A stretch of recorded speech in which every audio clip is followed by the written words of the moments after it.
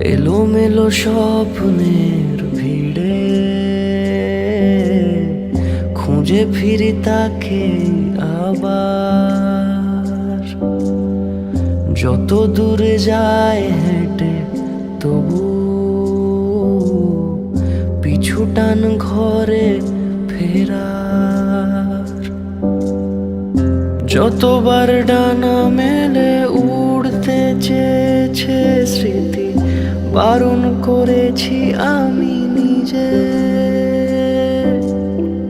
কারণ ছিল না তাও ছিঁড়ে ফেলি শেষ চিঠি, অজুহাত রাখেনি